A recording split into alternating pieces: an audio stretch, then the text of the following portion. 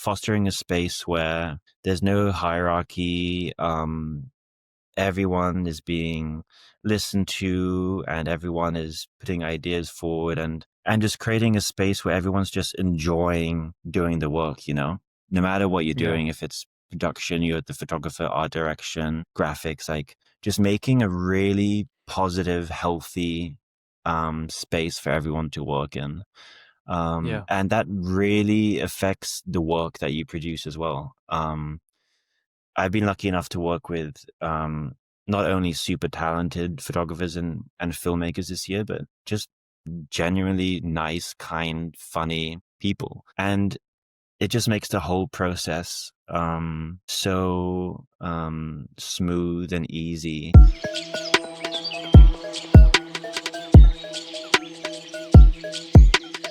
Welcome to Outside is Magic, a podcast about the intersection of creativity and the outdoors. I'm your host, Christopher San Agustin, a creative director and the founder of Broken and Coastal, a studio rooted in storytelling, design, and community. This week on Outside is Magic, I'm joined by Sean, a London-based creative working at Rapha, whose journey spans architecture, design, and the outdoors. We talk about process, reflection, and why it's so important to build creative cultures that lift everyone up. I love that.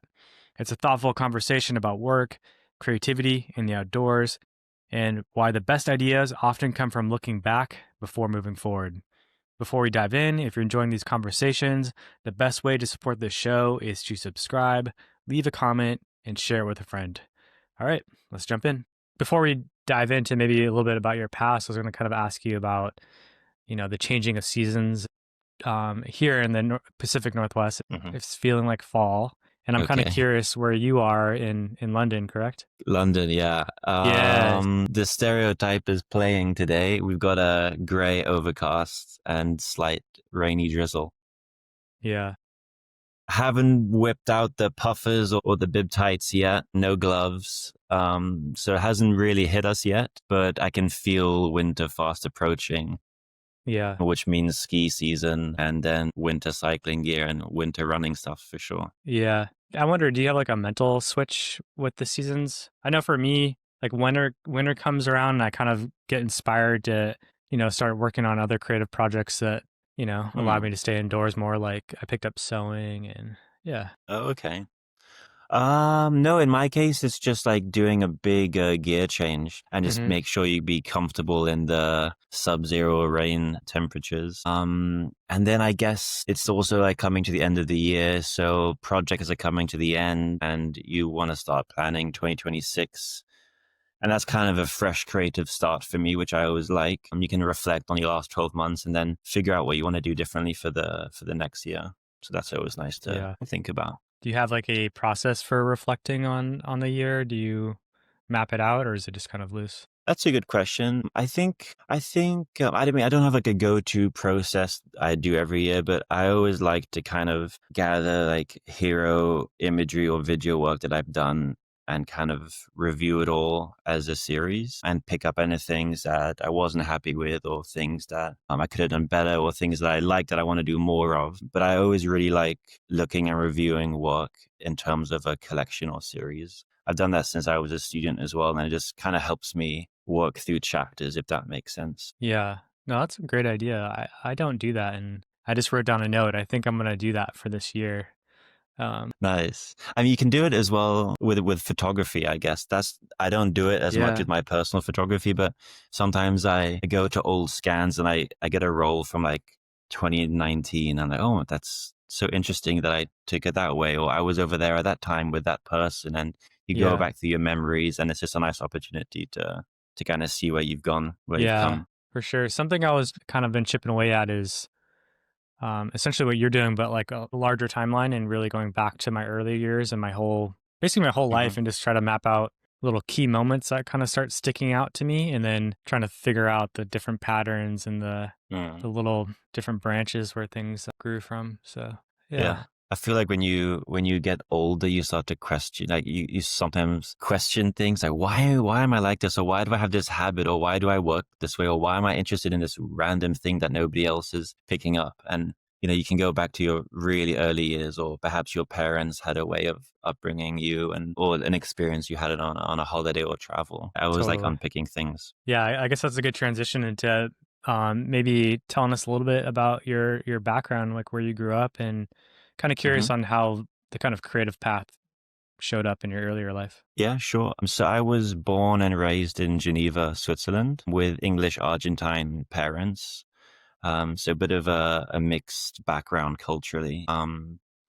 And then I became Swiss when I was 12, and then my parents became Swiss later on after they spent 20 to 30 years there. So it was kind of interesting growing up in a country where none of us were from, immersed in international groups of people in school and outside school and my parents' friends. So it was a real melting pot of languages and cuisines and traditions, which I really, really valued growing up. The flip side of that, I don't really have a core national identity, but I think that's why I'm particularly interested in travel and meeting people and trying new things and working abroad and all that. So then growing up in Switzerland, obviously mountains, lakes, skiing, running, quite sporty as a kid. Football was the main thing. And then creatively, I always really liked illustration and drawing. And then as I grew up into my teens, I started to get into photography and painting and doing murals. And that was just, I guess, formative years where I was trying to figure out what I liked best. I knew I liked visual communication and design and art. I was just trying to figure out what I like most and to take a direction from there. And then I left Geneva when I was 18. I actually went to the States to study architecture for 5 years. And the reason behind that was my interest in art and design, but also maths and physics. And the program I went to in the end was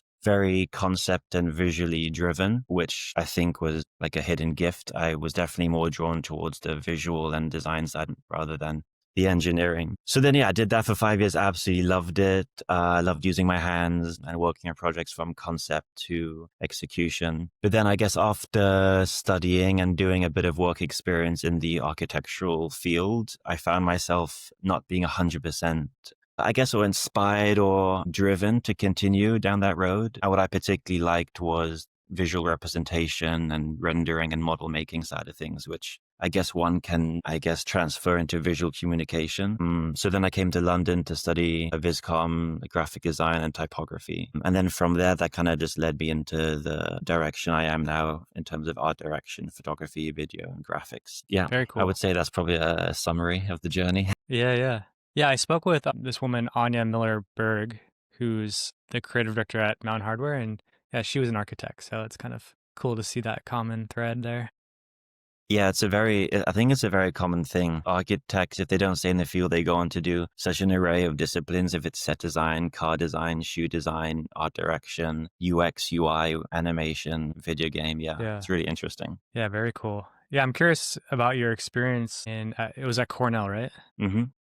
Yeah. Yeah. What was those years like for you out there? I absolutely loved it. Yeah. It was a small, tight program which fostered a great culture between the students and the teachers, which was really important to me. Lots of learning from your peers and lots of one-to-one time with your supervisors, and obviously great visiting lecturers that they organized from around the world, which was amazing. And I think that program in particular really had an emphasis on process driven practices. So really dissecting how you get from your first idea to the end and how you evolve that in the most successful way possible. And also emphasis on the concept behind all your projects and what it meant or symbolism or the actual purpose of the project that you're working on. And yeah, they kind of gave you room to go into urban design or small scale architecture or maybe more conceptual narrative driven work. So it was just a really nice landscape to be in terms of figuring yourself out and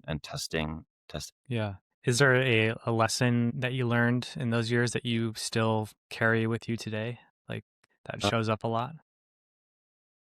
That is a good question. Honestly, I think process and archiving is probably the biggest one for me. And it's just something that I naturally did over there, which I guess I kind of spoke about earlier in terms of working in chapters and series. But really archiving every step of your process from your initial reference to all the sketches that you did and models that you tested.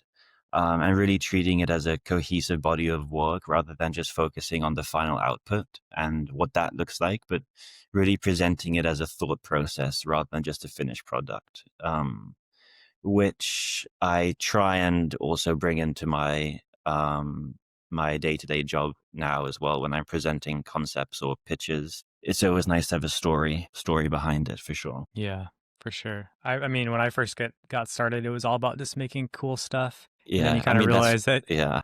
it's fun too. But yeah, there gets to a point where you have to start having a meaning behind the things that you make, for sure. Yeah. So I mean, you transitioned into studying graphic design. What was that process like? Was it pretty natural, or did you kind of learn things that were unexpected, or maybe had some hiccups along the way? I think okay, to start with, the things that probably helped me was I immediately had an interest for type design. And I think that just comes from architecture in the sense that you have weight, you have form, you have balance, you have structure, you have rhythm. And it's also, I find typography quite a sculptural practice. So I guess architecture can be similar in that sense. And then what I struggled with, which was also what made it exciting, is that I was one of the few students who hadn't studied graphics beforehand. So I had a lot of catching up to do.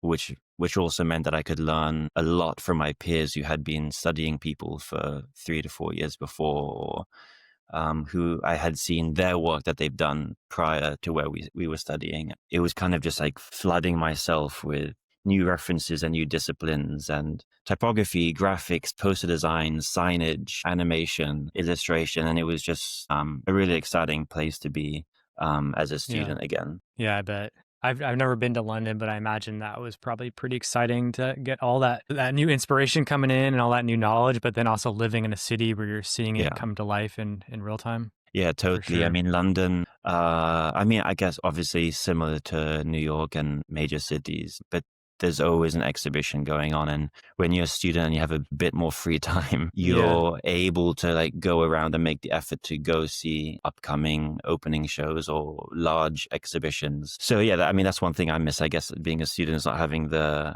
freedom to go and see everything that's available to you. Yeah. Then after school, did you transition into freelancing or did you hop into like a full-time position? I did freelance graphic design for just a few months, which wasn't really my thing for a few reasons. And then I got a job at London-based company called Volleback. Menswear around outdoor, quite techy, material-driven brand that focuses on discovering or using materials that are designed for uses outside of fashion, if it's sport or if it's even like medicine, or they were quite into space travel. So like parachute fabrics and repurposing them into fashion wear. So that was really interesting because I guess from my architectural background, there was an interest in materials and how those are used and then how you communicate that as a product. And I was there for quite a few years and a really great place to work. And the creative director out there gave me a lot of opportunities in terms of testing things out with 3D design or graphics or partnering with rendering studios and even getting involved with the product, the fashion product and garments themselves. So Very again, it cool. was another experience where quite 360 and learning and figuring things out. Yeah. Yeah. I know school doesn't fully prepare students to enter the real world. Mhm. How was that first, I guess, like few months working there? Was it just overwhelming and nerve-wracking or Yeah, it's so long ago, I can't really remember. I mean, I was definitely nervous, but I think you just like quickly pick up what needs to be done. You have to just ditch, not fully ditch, but you have to get the new mentality in your head of this is a new system, a way of working, different deadlines, different expectations. yeah. But I mean, if you're like when the minute you immerse yourself, you just switch, and it's like your body knows what to do and your head knows what to do. Yeah. Yeah. Yeah, I remember I moved to New York after college and those first few months of the studio I was working at was just wow. I learned so much. It Mm. was so humbling and it was scary, but yeah, I Yeah. picked things up fast and then after working there for a while, like, it gave me the confidence to kind of move on to other places. Yeah, and I also think with every jump you make between jobs, inherently you're stepping up and learning more and having to adapt, which is developing your, I don't know, your muscles for change and just learning new ways of working, which is really exciting. Yeah, what's your take on that? I know like we all kind of grow and get interested in other things. Have you gotten to Hmm. the point at some point in your career or maybe even now where you feel like you've kind of plateaued and you're trying to figure out next steps on like where can I pivot to so you keep learning and keep growing? Yeah, I mean, after 4 years at Volleybach, it came to a point where I wanted change and I wanted something new. So I was lucky enough to join the creative team at Rapha, and there that in itself was a huge change for me, and that was only at the start of this year. So I'm still very much in that landscape of enjoying this new space to learn and experiment. Different discipline within the world of cycling, different approach to storytelling, and yeah, overall visual direction and art directions. Every brand has their own take and handwriting. So very much enjoying this new role. Yeah. Yeah, I feel like Rapha has always been known for pushing the creativity in their not only like in their products, but also the way they tell stories and how they show up in design and all that. Mhm. I'm curious, like, what does that look like on the inside when you're working on these projects? That's a good question. I mean, Rafa I mean, it's over 20 years old now, and they had such a clear visual direction when they started, and they were the pioneers of defining what this authentic storytelling vision looked like. But obviously, as time goes on, I guess people learn the tricks and copy in some ways, and you have to adapt and shift, I guess. And last year, Rafa got a new CEO, Fran Miller, who's done really great, incredible changes for the brand. And with that, there's been a big team restructuring. So with that in mind, you also want to reflect on the past, see where the brand has gone and see where you want to take it or the areas where you can push it in new directions. So that's very much the atmosphere and energy in the office these days. We have such a strong legacy and tradition, and we have to honor that and take it forward in the best way. So it's definitely a place where we're trying to try new things, see what lands. I kind of redefine that language, I guess. Yeah, that's cool. I'm kind of curious how, you said growing up in Switzerland in the mountains, how this kind of all ties back to your life in the outdoors outside of out. Hmm. Well, I mean, just very lucky in the sense that growing up, my family would often go up to the mountains on weekends. I wouldn't be in the city. I wouldn't be in the city basically going to the cinema with friends or I don't know, I don't know what teenagers do in cities, but I was lucky enough to kind of immerse myself in the mountains and get ski lessons and explore the valleys with some of my best friends. Those were just such great memories. And I think it's just important to immerse yourself in these sports and the outdoors if that's the industry you're in. And so I think that's just where I developed an appreciation for the outdoors and planning my holidays or time off around going to new landscapes or trying a new sport or meeting someone who happens to be into bouldering and them inviting me along to give it a go. So I think, yeah, the main takeaway from my childhood was loving being out in nature and associating that to sport most of the time. Yeah. How is the balance living in a big city? I mean, I can relate. I lived in New York, so Yeah.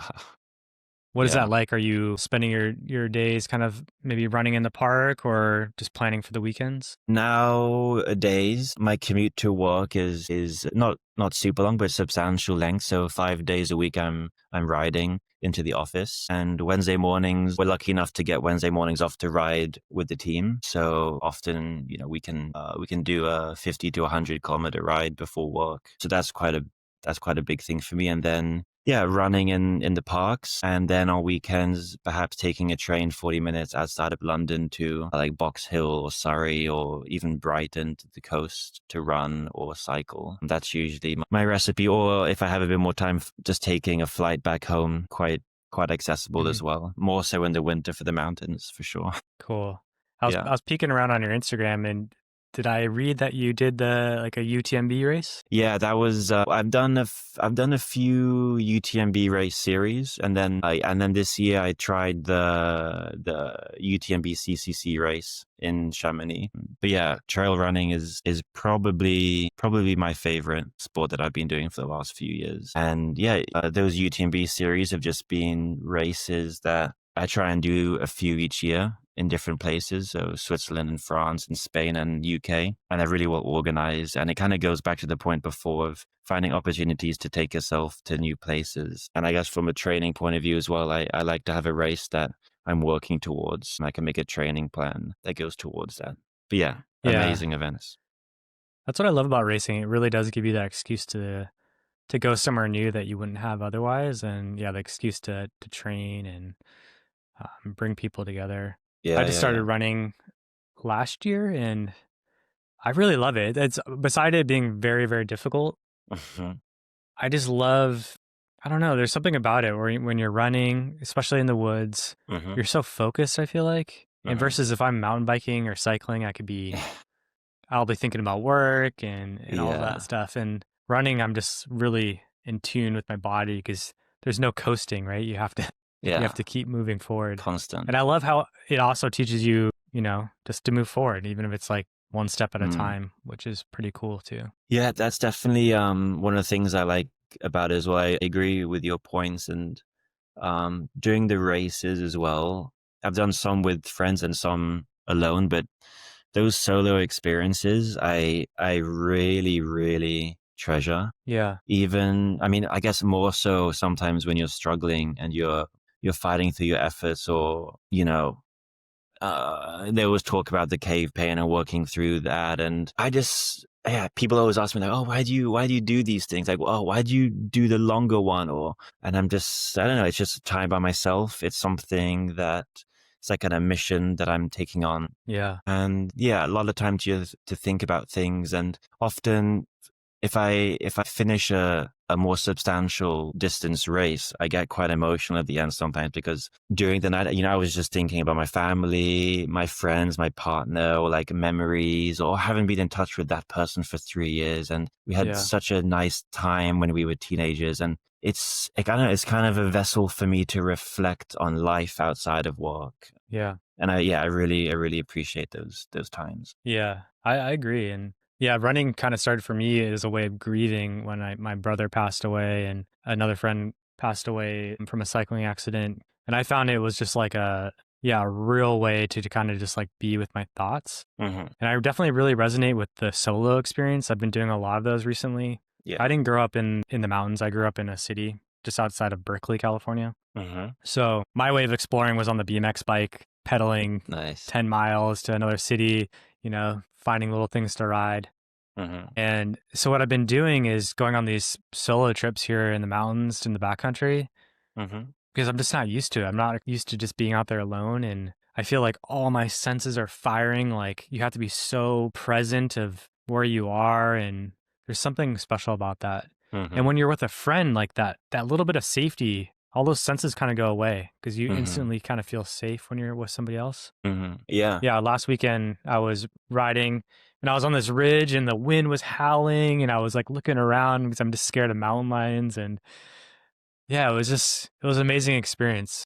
Yeah. Yeah, I love No, that there's journey. something quite survival and human instinct about it. You've got your running vest on, you got just enough water to get you to where you're ending or the next checkpoint. You've just got enough bars or gels to get you to the next point. You've got a shell in case it's windy. You've got a raincoat in case it rains. And that's Yeah. it. You got your poles and your shoes and you got yourself. And you're on an exposed ridge line. And Yeah. that's it. You're just trying to get yourself from point A to B. And there's something really beautiful about the simplicity of that. Yeah. Have you ever had to pull yourself out of like a really dark time when you were on a long run or a bike ride? I mean, I haven't had anything terrible, but the CCC this year was the first time I've had to pull out due to pain. I don't know if you watched it as well, but it was just raining. It was hailing. There was snow above a certain altitude. All the downhills were just mudslides, and downhills is the thing I struggle with the most.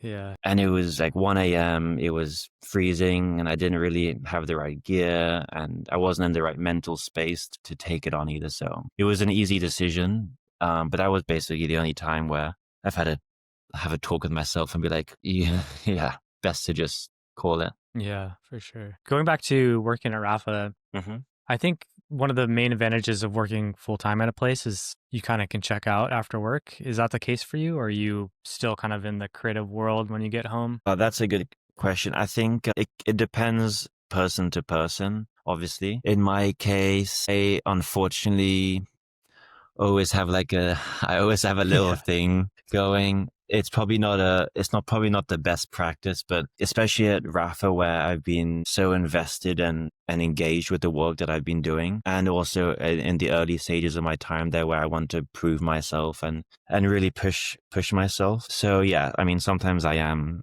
thinking, and on weekends perhaps I see something or have a conversation with someone that makes me think, but yeah, nothing too crazy. But Yeah. yeah.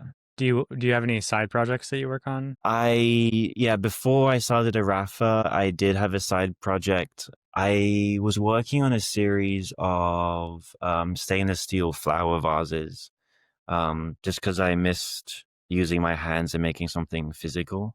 So that was a really nice project that I made for myself that I did for, it probably took me like, I mean, from idea to end, it probably took 6 months. And I would work on that after work on weekends sometimes. And I was actually thinking about this recently, but I do want to pick that up again if it's making just a series of stools or cutlery or even going back to painting, just to kind of diversify what I'm working on and not have it all commercially driven or your 9 to 5 job. Yeah, it's nice to get off the screen and make stuff with your hands. I Yeah. started sewing. I got my sewing machine back Yeah, there. you mentioned. Nice. What are you making? Yeah. Well, the idea, so when I was living in New York, I had the idea of making like a bag company aimed Mm-hmm. at the creative freelancer Mm-hmm. because, you get on the train and you'd see all these people dressed up nice, going to their fancy jobs. And I was working freelancing at all these amazing studios. Cool. I mean, the studios were gorgeous, right? Like everybody's Yeah. dressed nice and all the architecture is amazing. Yeah. And I was like, so I like came up with the idea of making this bag to bring like a laptop and my Wacom tablet and all of that. And so I started reaching around to get prototypes made. And I ended up finding this company in Texas, Austin, Texas, who made me a few prototypes. Okay, cool.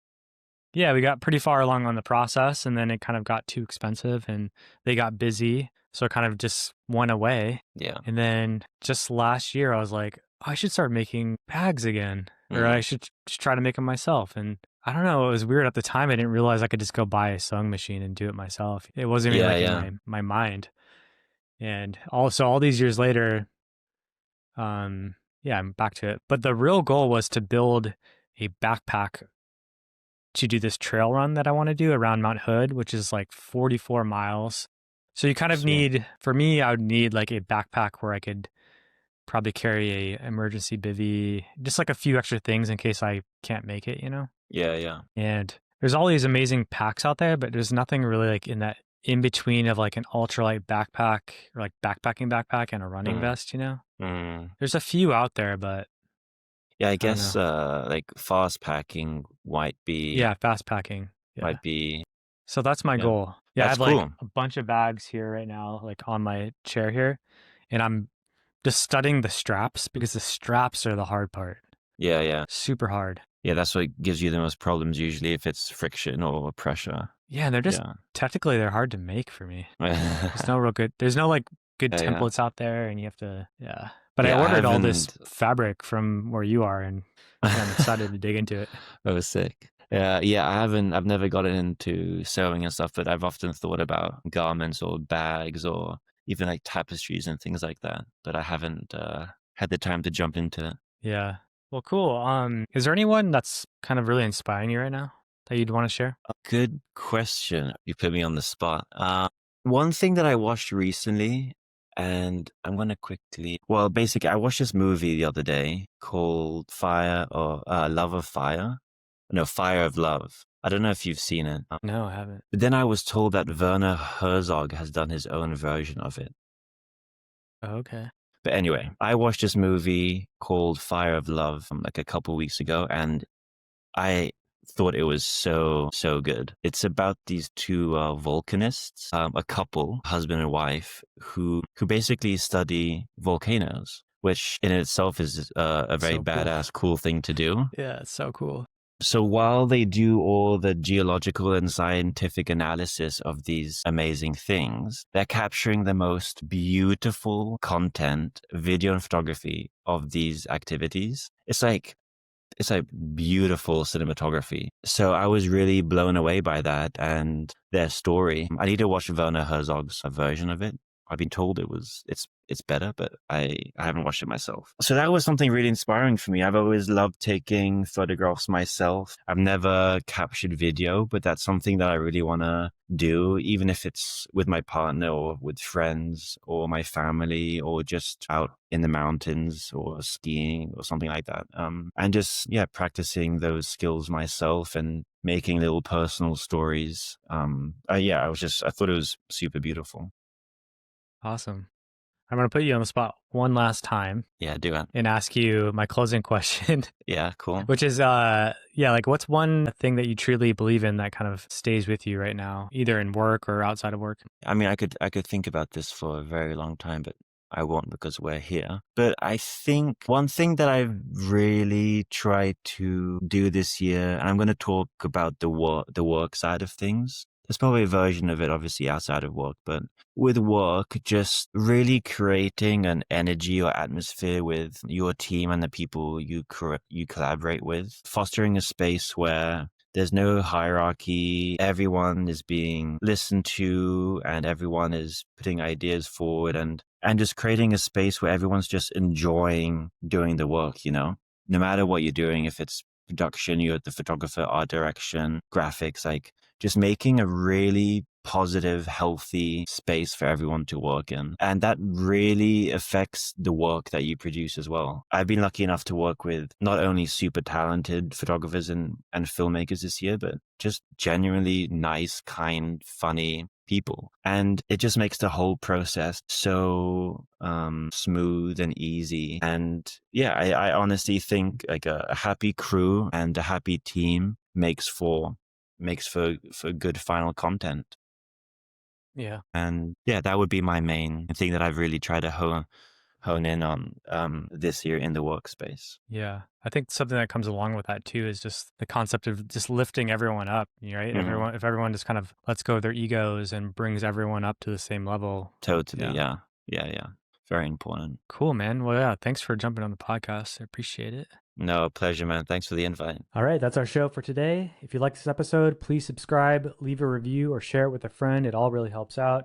If you have any questions about the creative process or anything in between, please drop a comment. I'd love to hear from you, and I'll get back to you as soon as I can. You can follow along at Broken Coastal on Instagram and YouTube. Subscribe to my newsletter. It's completely free, a weekly dose of inspiration at the intersection of design and outdoors. Thanks for being here. Cheers.